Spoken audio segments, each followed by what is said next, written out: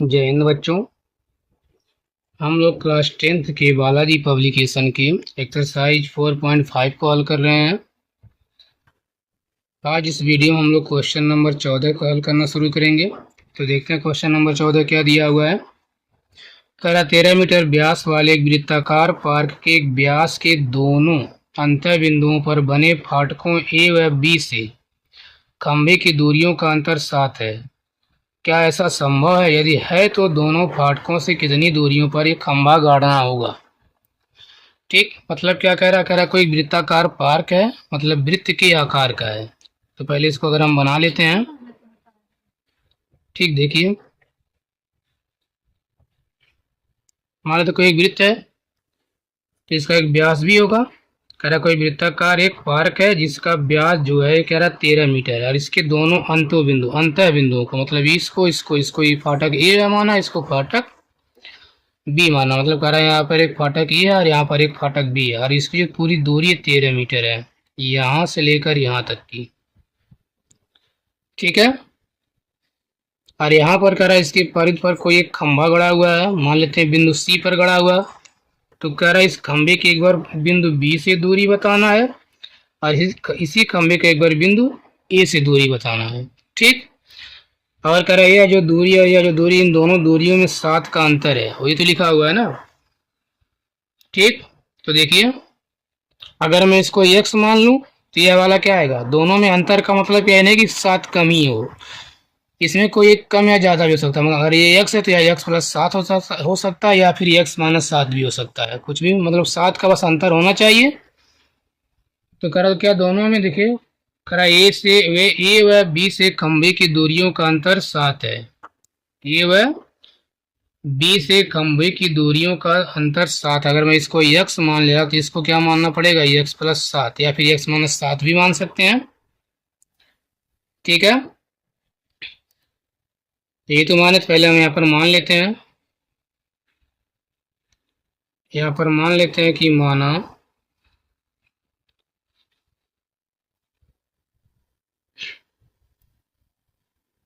यहाँ पर मान लेते हैं कि माना बिंदु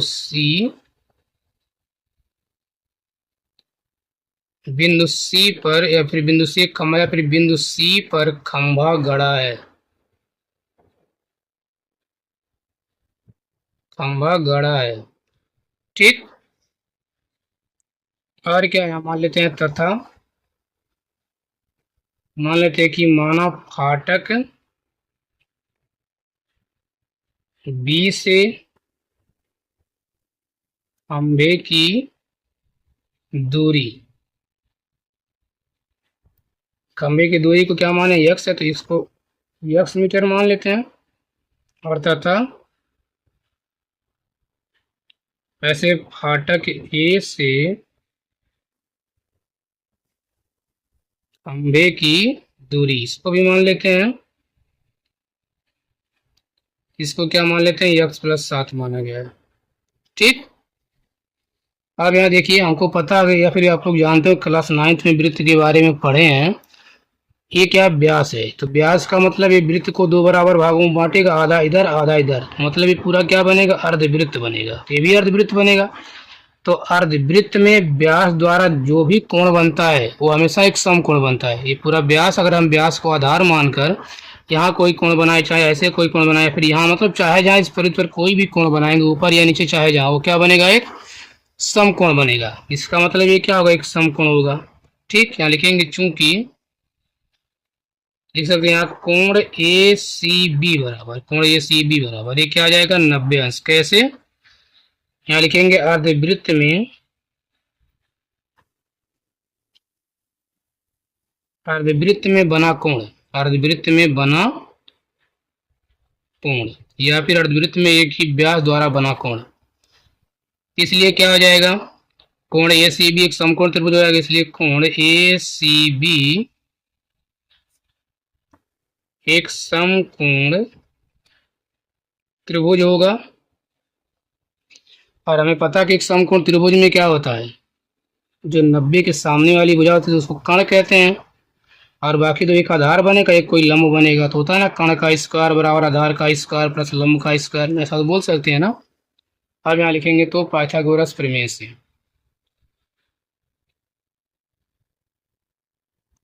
क्या लिखेंगे? पाइथागोरस प्रमेय से। तो पाइथागोरस प्रमेय में क्या होता है? कर्ण का स्क्वायर बराबर आधार का स्क्वायर प्लस लंब का स्क्वायर, ये तो हो जाएगा ना। देखिए यहाँ पर लिख सकते हैं, चाहे तो पहले या फिर लिख लीजिए ए बी का स्क्वायर, यानी ए बी क्या है इसमें? कर्ण है, बराबर बी सी का स्क्वायर प्लस ए सी का स्क्वायर। ठीक, ए बी का मान है 13 है, 13 का स्क्वायर बन जाएगा, बराबर बी सी का वैल्यू एक्स, तो एक्स का स्क्वायर प्लस ए सी का वैल्यू है एक्स प्लस 7, इसका भी स्क्वायर कर देंगे। ठीक है, अब देखिए तो 13 का स्क्वायर 169 बराबर है एक्स स्क्वायर प्लस इसको ए प्लस बी मान लेते हैं, तो ये का नहीं एक्स का स्क्वायर प्लस बी यानी 7×7 = 49 हो जाएगा, और प्लस का 2ab 2 × x × 7 यानी बन जाएगा 14x। इसको इधर लाते हैं, इन दोनों को जोड़ लेंगे तो ये बन जाएगा 2x स्क्वायर प्लस क्या बच जाएगा 14x, ये क्या प्लस का 49, ये वाला इधर आएगा तो बनेगा माइनस का 169 बराबर आ जाएगा 0। ये हो जाएगा 2x स्क्वायर प्लस 14x। यहाँ देखिए प्लस और ये माइनस तो घटेगा, और अधिक कौन सा? माइनस, तो माइनस का साइन आएगा 169 में से 49 घटाइए, 9 से 9 गया 0, अच्छा से 4 गया तो 2, यानी आ जाएगा 120 बराबर 0। यहाँ देखिए सब में 2 अगर कॉमन ले लिया जाए तो ये बनेगा एक्स स्क्वायर, ठीक, और प्लस 2 7 14x माइनस 2 6 12 60 बराबर 0। इसको उधर भेज देते हैं, ये बनेगा x square plus 7x minus 60 बराबर बन जाएगा 0। ठीक है,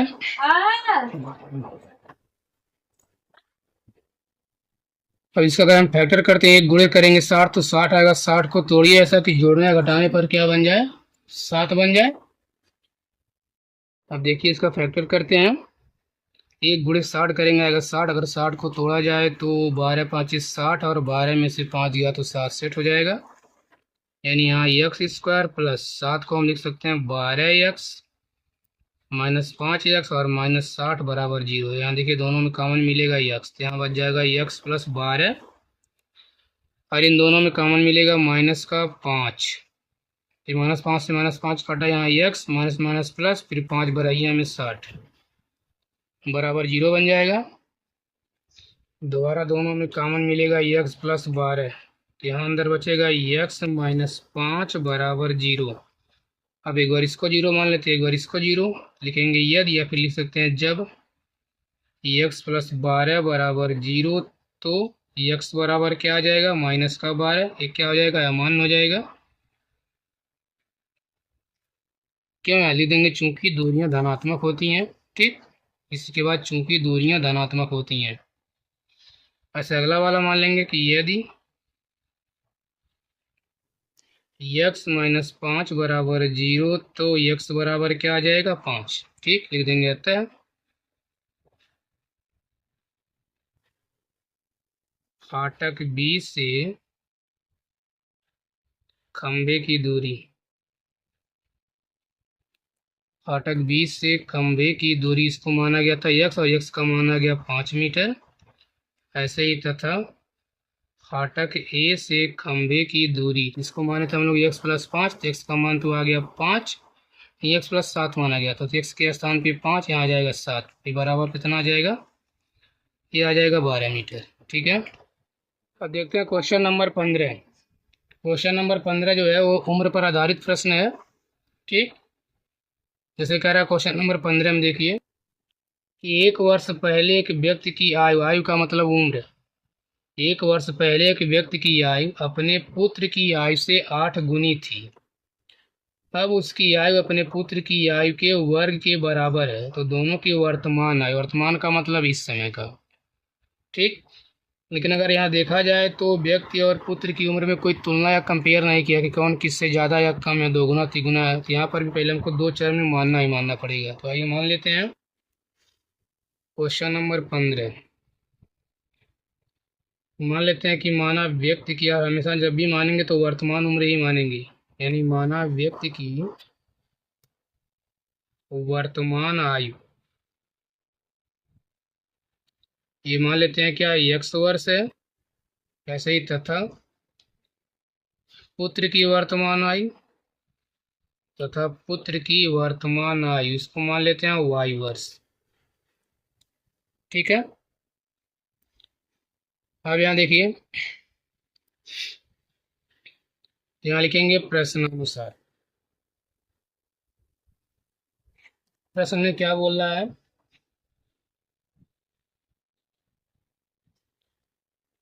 देखिए कह रहा है कि एक वर्ष पहले की एक व्यक्ति की आय अपने पुत्र की आय से 8 गुनी थी। तो यहाँ पहले दोनों को लिख लेते हैं, ये कौन सा है, व्यक्ति की उम्र है और इसके पुत्र की उम्र है। कह रहा है एक वर्ष पहले, तो एक वर्ष पहले क्या होगा, एक साल ये भी कम रहा होगा, एक साल ये भी कम रहा होगा। ठीक, जब पहले कहेगा तो घटा लेते हैं, बाद में कहे तो जोड़ लेते हैं। कह रहा है एक साल पहले, अगर मान लीजिए इस समय 10 साल का है तो एक साल पहले 9 साल का रहा होगा, यानी कम हो जाएगा। तो ऐसे इस समय x साल का है तो एक साल पहले x माइनस 1 साल का रहा होगा। वैसे ये भी इस समय y साल का तो एक साल पहले y माइनस 1 साल का रहा होगा।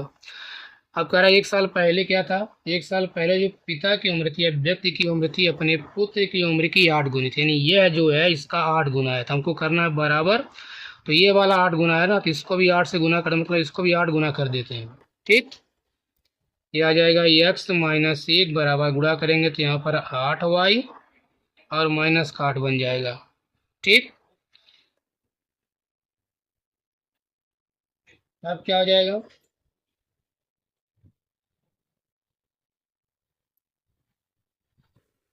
इसको अगर हम पक्षांतर कर लेते हैं तो यहाँ बन जाएगा x इधर आएगा तो माइनस 8y, ठीक, माइनस 1 इधर आएगा तो प्लस का 8 बराबर बन जाएगा 0।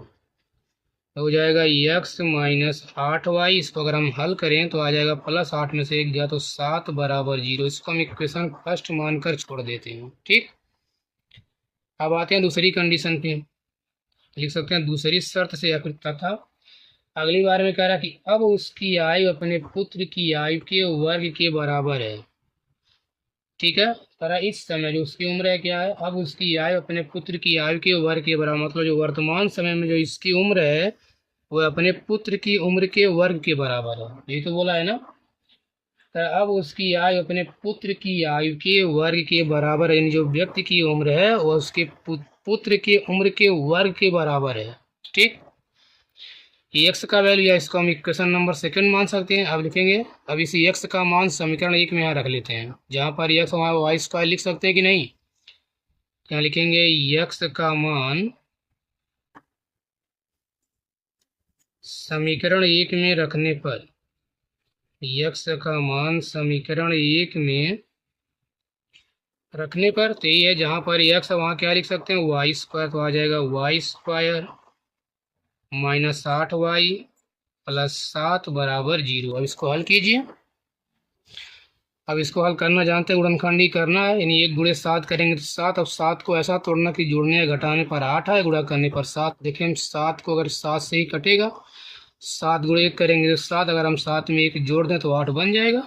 यानी यहाँ लिख सकते हैं वाई स्क्वायर, 8 को हम लिख सकते हैं माइनस 7y और माइनस का y प्लस 7 बराबर 0। इन दोनों में कॉमन क्या मिलेगा y, तो यहाँ पर अब बच जाएगा y माइनस 7।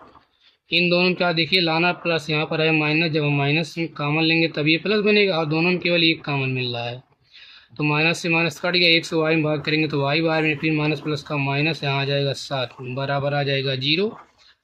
दोनों में कॉमन मिलेगा y माइनस 7, तो बचा क्या, यहाँ से आ जाएगा y माइनस 1 बराबर 0 आ जाएगा।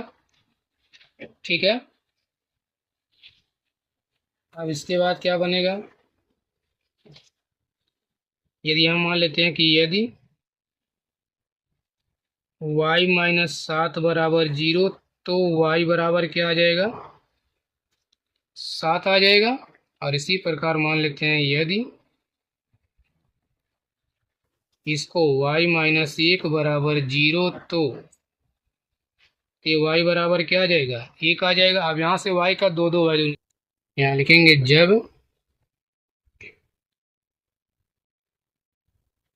जब y बराबर 7 तो x बराबर क्या आ जाएगा, अगर हम y का वैल्यू 7 मानते हैं तो एक्स का वैल्यू क्या है, एक्स का मान समीकरण 1 में या फिर 2 में रखकर निकाल सकते हैं। तो एक्स बराबर क्या माने थे, वाई स्क्वायर माने थे। ठीक, यानी एक्स का मान क्या आ जाएगा, वाई का वैल्यू 7, तो 7 का स्क्वायर कर देंगे कितना बन जाएगा, 49 बन जाएगा। एक तो कंडीशन ये आ सकती है। ठीक, और अगला वाला ऐसे लिख सकते हैं, जब y बराबर अगर हम 1 लेते हैं तो x बराबर क्या आ जाएगा, 1 का स्क्वायर करेंगे तो 1 ही तो आएगा। क्या संभव है नहीं पिता और पुत्र दोनों एक ही उम्र के हों, ये लिखेंगे जो कि संभव, जो कि संभव नहीं है या फिर नहीं हो सकता है। यहाँ देखिए पिता और पुत्र दोनों की उम्र एक साल का पिता 1 साल का बेटा, ऐसा नहीं ना होगा। ठीक, तो अतः क्या हो गया, y का मान हम 7 ही लेंगे तो लिखेंगे अतः क्या माने थे, व्यक्ति की वर्तमान उम्र बराबर व्यक्ति की वर्तमान आयु बराबर, तो व्यक्ति को माने थे x और x का वैल्यू कितना आ गया, 49 साल आ जाएगा, यानी 49 वर्ष। और तथा पुत्र की वर्तमान आयु, जिसको माने थे क्या y, तो y का वैल्यू आ गया कितना, 7 वर्ष। तो 7 वर्ष का पुत्र है और 49 वर्ष का पिता है। ठीक, अब देखते हैं क्वेश्चन नंबर 16। 16 भी वैसे ही दिया हुआ है। कह रहा है एक लड़की की आयु अपनी बहन की आयु से 2 गुनी है, 4 वर्ष बाद दोनों की आयु का गुणनफल 160 है, तो उनकी वर्तमान आयु ज्ञात कीजिए। ये तो दिया हुआ ना, कह रहा है एक लड़की की जो उम्र है अपनी बहन की आयु से 2 गुनी है। यहाँ तो दोनों में तुलना किया है, तो अगर हम बहन की मान लेते हैं, मान लेते हैं कि माना बहन की वर्तमान आयु, माना बहन की वर्तमान आयु, इसको मान लेते हैं x वर्ष। ठीक, तो लड़की की आयु कितनी हो जाएगी, लिखेंगे तो लड़की की वर्तमान आयु, क्या जो लड़की की वर्तमान आयु अपनी बहन की आयु से 2 गुनी है, इसका 2 गुना है तो x का 2 गुना क्या आ जाएगा, 2x वर्ष आ जाएगा। ठीक है, अब अगली कंडीशन में क्या बोल रहा है, अब यहाँ लिखेंगे प्रश्नानुसार। क्या 4 वर्ष बाद दोनों की आयु का गुणनफल, तो यहाँ देखिए इस समय उसकी बहन की उम्र है 1 साल और उस लड़की की उम्र है 2x।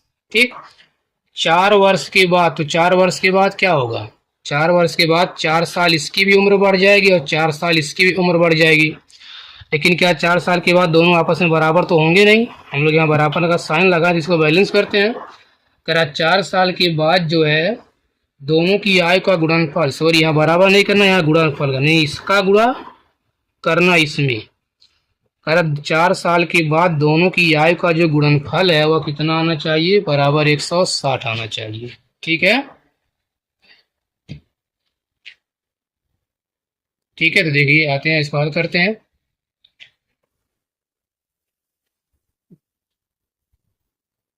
ठीक है, देखिए जब गुणा करेंगे तो क्या बन जाएगा, इसका इसमें गुणा कर लेते हैं, बीच में गुणा है। ठीक है, x गुणे 2 करेंगे, 1 गुणे 2 करेंगे तो बन जाएगा 2, और x गुणे x तो बन जाएगा 2x स्क्वायर।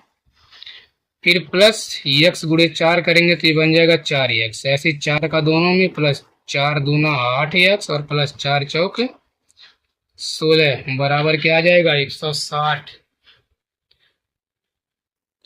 अब यहाँ सबको एक साइड में लाइए थी तो बन जाएगा 2x स्क्वायर प्लस 8 4 12x, यहाँ पर प्लस का 16 माइनस का 160 बराबर 0। ये 2x स्क्वायर प्लस 12x, ये माइनस और ये प्लस तो घटेगा, माइनस वाला ज़्यादा, 160 में से 16 घटा लीजिए तो 10 में से 6 गया तो 4, यहाँ बचेगा 15 में से 1 गया तो 14, यानी 144 बन जाएगा बराबर 0। यानी कि सब में 2 कॉमन भी ले सकते हैं, कॉमन ले लीजिए, ये बन जाएगा x स्क्वायर प्लस 6x और माइनस 2 7 14, 2 दूना 4। इसको अगर उदाहरण भेज देते हो तो क्या बन जाएगा, ये बन जाएगा x square plus 6x minus 72 बराबर इधर आएगा 0 के बटे 2 यानी 0 बन जाएगा। ठीक, अब इसका अगर फैक्टर किया जाए तो 72 को तोड़िए ताकि जोड़ने या घटाने पर 6 आए।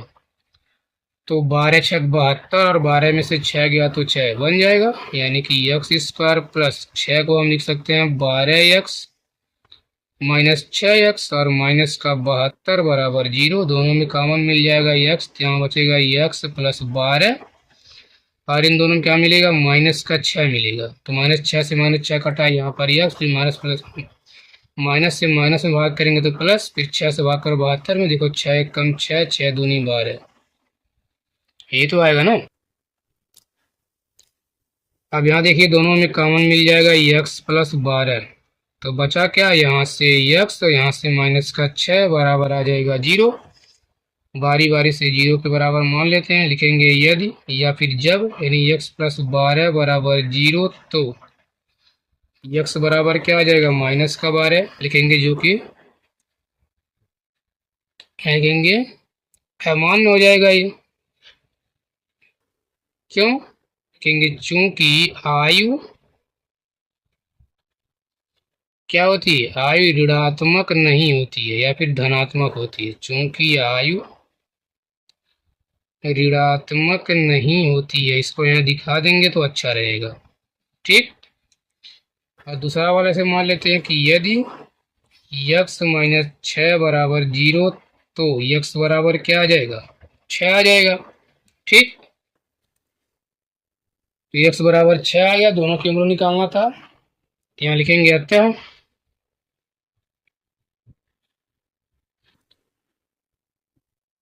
तथा बहन की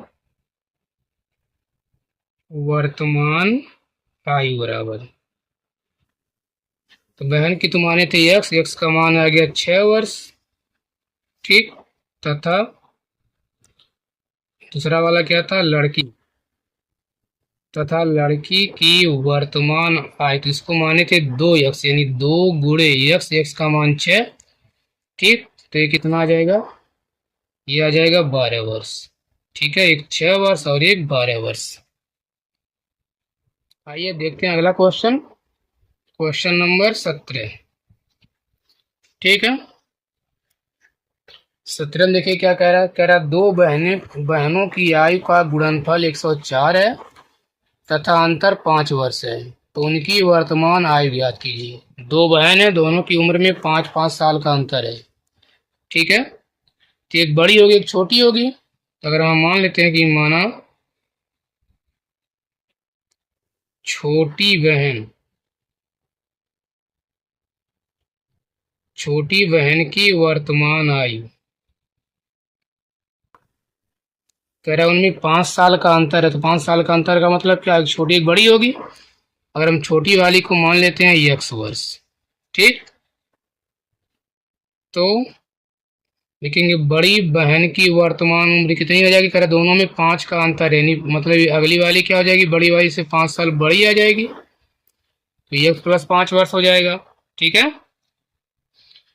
अब यहाँ लिख सकते हैं प्रश्नानुसार बोल क्या रहा है।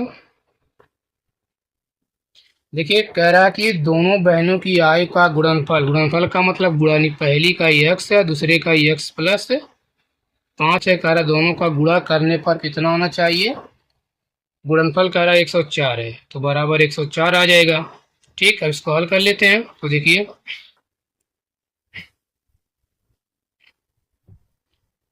जब हल करेंगे तो इसका इसमें गुणा कर सकते हैं, तो ये बन जाएगा एक्स स्क्वायर और प्लस x गुणे 5 करेंगे तो क्या बन जाएगा, ये 5x बराबर 104। ये एक्स स्क्वायर प्लस 5x, इसको इधर लाएंगे तो माइनस 104 बराबर आ जाएगा 0। ये तो आएगा ना। अब इसका फैक्टर कीजिए, सबसे बड़ा पावर वाला एक है, इसका गुणांक एक गुणे 104 करेंगे 104 या 104 को तोड़िए, तो अगर हम 104 का फैक्टर करें तो 2 5 10, 2 दूना 4।